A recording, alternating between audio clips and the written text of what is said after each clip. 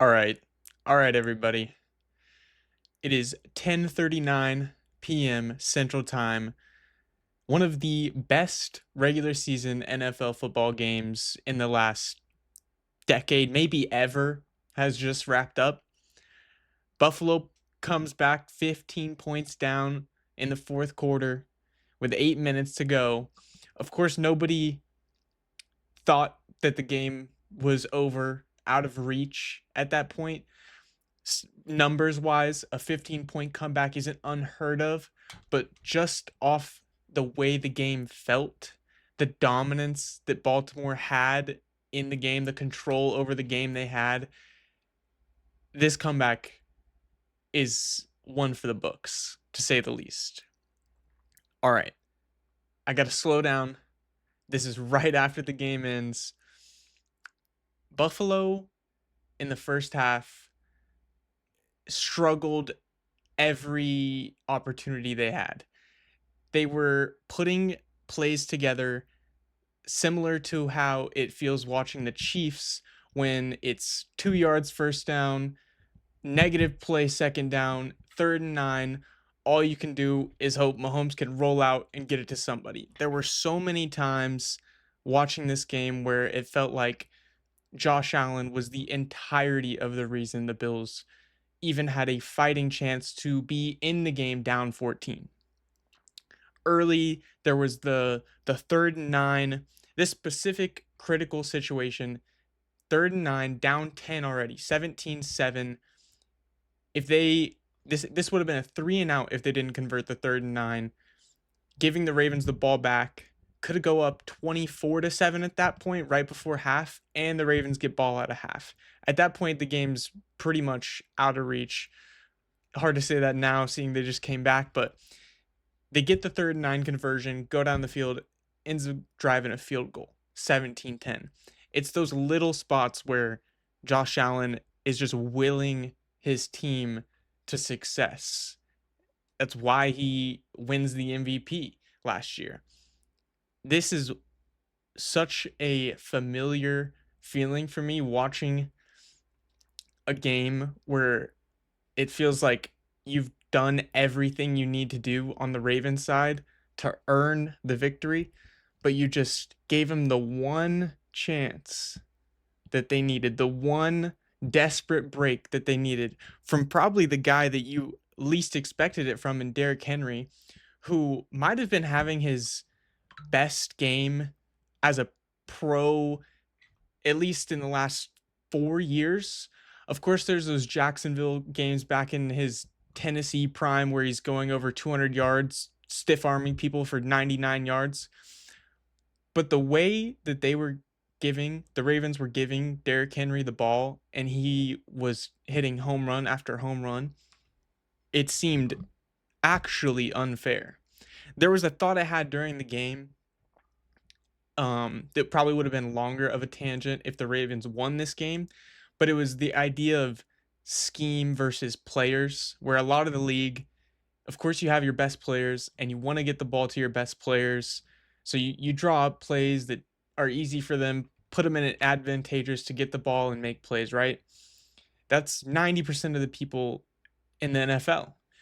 And then you have guys like Calvin Johnson, Adrian Peterson, where you just give them the ball and they just make things happen.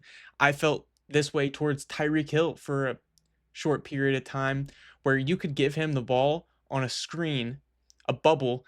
He's behind the line of scrimmage. There's a guy right in front of him, hands width apart, and he just gets a first down because he does a little jab step, gets to the sideline. Right? There are players in this league that it truly feels unfair to play against, but it's very few. And it's very few per year, and on a year-to-year basis, it changes. But right now, the Baltimore Ravens have two of those players. I don't care that they lost this game. They do have two unfair, unguardable players in Derrick Henry and Lamar Jackson. And it stays true that the only way you lose to those guys is when they beat themselves. If Derrick Henry doesn't fumble that ball, of course anything can happen, but they were getting first down after first down, they weren't being stopped by the Buffalo defense. The one real defensive stop that the Buffalo Bills had was the possession the Ravens had with 2 minutes left to seal the game. And that possession felt like a classic possession that the Ravens are in when it's clutch time and they need it. They seem to just really overcomplicate things and choke. And for a long time it's felt like that's a playoff situation for them, but truly it's just when the lights are brightest. It feels like they revert to what works for them in the offense and they go towards this goal oriented, let's get the first down, let's call the plays for the first down and not just call plays that work for our players. I don't know if that'll change for the Ravens, but it feels like the only way for them to assuredly win against teams is make it not close at all at the end, more than 2 possessions, clearly, which is unfortunate. I need to talk a little more about Josh Allen and the Bills. The 2nd and 18. I think that's probably going to be a play that's forgot about after this incredible comeback. Deep in their own territory, pinned against the end zone, shovel pass. Like, there's these plays that, similar to what I was talking about with Lamar Jackson and Derrick Henry, how the players are just unfair, unguardable. There is no defensive scheme to prevent them from making these plays. It's the same exact thing, maybe even more with Josh Allen. There's nothing you can do on the 2nd and 18 shovel pass for almost a first down. There's nothing you can do when he rolls out as far as you possibly can, chucks it in the back of the end zone, and it gets tipped to Keon Coleman for a touchdown. There's plays that guys make in this league that just make them, that separate them from everybody else. All right. That's a little bit of ranting. Gonna calm down a bit. I do think there were some weird calls on Buffalo's end with the 2-point conversion. Why would you throw a fade to Keon Coleman when you have Josh Allen just run a quarterback power? Even the attempts to go for it for 2 early, I think, were questionable. They lucked out pretty heavily with that missed extra point because it would have put them in a position to tie with that field goal instead of winning, going up 1. It's really interesting how things like that play out. And similar to what I was talking about in another video about the earlier game slate, the kicking in this week 1 has been incredibly crucial to the way these games have played out.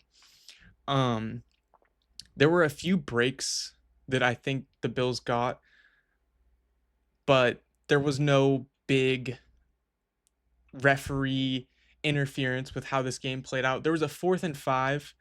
I think it was to Josh Palmer that got a pass interference called. I felt like it was a little bit of a bailout. If that was a tie game in that situation, maybe the call doesn't happen. I think it was on Jair Alexander. And similarly to the 3rd and 9 that was converted to Keon Coleman, I feel like that was a big swing point. There were so many times in this game where if the Ravens made that one final stop, it feel like it would have really shut off any drive that the Bills had. The James Cook play to get them down to nearly the 1-yard line, with Nate Wiggins coming and stopping him before he could get in. That was a huge swing in momentum where it felt like if the Bills were stopped on that possession, the Ravens would take it, burn too much clock to make it a game. Like I said earlier, this game felt so eerily similar to watching Patrick Mahomes and the Chiefs play, because I think even though the Bills came away and won this game, it is clear that the roster around each of these quarterbacks competitively, there's a clear advantage on the Ravens side. Up until the 7.5 minute mark in the fourth quarter, it felt like two teams that are in different tiers with two quarterbacks that are equally as talented, equally as powerful in this league. And then things happen. It's football. Derrick Henry fumbles after the crazy drive with the James Cook reception. And then you give the team life. And they're at home. You get the crowd roaring again. And it's almost like there was a feeling amongst Baltimore that it's like, no, that this, we've done too much. This is the Lamar scramble before the second, maybe third Derrick Henry touchdown, where he's almost all the way back in his own end zone and then scrambles for a first down and then more. I think he probably had 70 total yards ran on that play with the scramble back all the way forward, and the play right after goes to a Henry touchdown. It's crazy that the Bills can continue to stay fighting through those big blows to momentum. It's it's something that you really only see in teams that have guys like Josh Allen and teams that have guys like Patrick Mahomes. You can never ever let them have a chance to come back, or else they'll make it happen.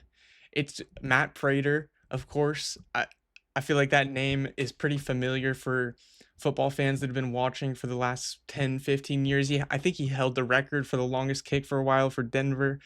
He got signed to the team, I think, a week ago, hits the walk-off game winner. Another pivotal point that I think represents just the clawing back nature that you cannot let them ever have a chance. Of course, this wasn't at the end of regulation, but it was at the end of the first half where they got the nice play to Shakir and then the ball up the sideline that Josh Allen had to Kincaid. He put it pretty much in the only safe spot possible. I think old Josh Allen heaves that shit down there and says, "This is what I got to do." Prime MVP Josh Allen puts that in the only possible place with 1 second left on the clock, and it leaves him down 7 instead of down 10. Or maybe it was a 10-point game, 20-10 instead of 20-7. It's the little things like that that are so familiar to a team that knows they have a guy that can always put them in a position to win. Because like I was saying, the two rosters I don't think are very comparable. I mean, if you just look at the weapons that Lamar and the Ravens have offensively and defensively, I mean, the Bills were getting diced up like all night. It was pretty sad to see until the comeback started. The Ravens did whatever they wanted. When do you score 40 points in a game and have a 15-point lead and feel that dominant over an opponent and somehow walk away as the losing team? Incredible game. This is probably the best regular season game since Kansas City and the LA Rams game. I think that was 2019. It might have been Mahomes' first year as a starter. I think the Rams won that game, actually. That was a crazy game. It's hard to even have a real takeaway from this game because I just saw something great. But you kind of had that feeling that this was a possibility to happen when that James Cook play broke out. You're like, okay, if they score here, that's a quick drive.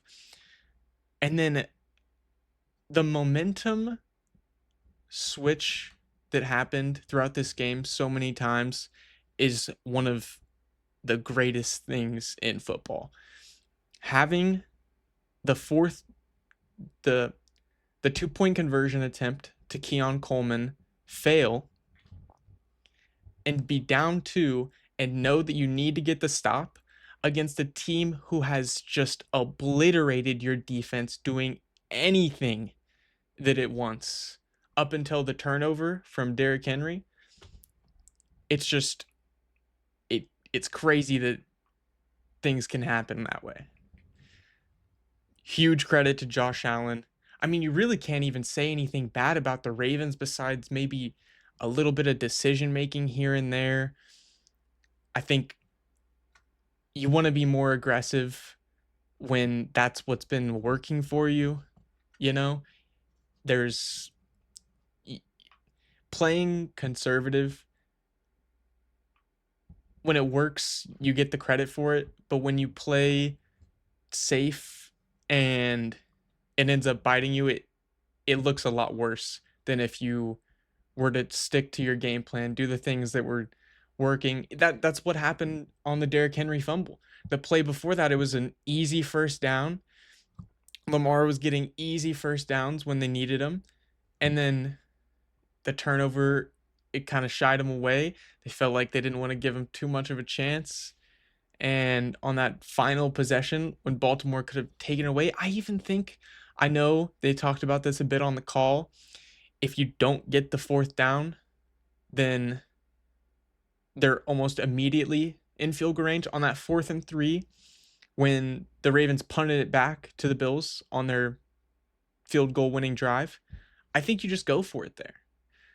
Maybe that's a bit of a fan perspective that's skewed, but at that point in time, I think it's safe to say that if you're giving the Bills the ball back down 2, all they need is a field goal to win with all that momentum. Do you really think, as much belief as you want to have in your defense, do you really think Josh Allen isn't going to do what he needs to do to get into at least field goal range?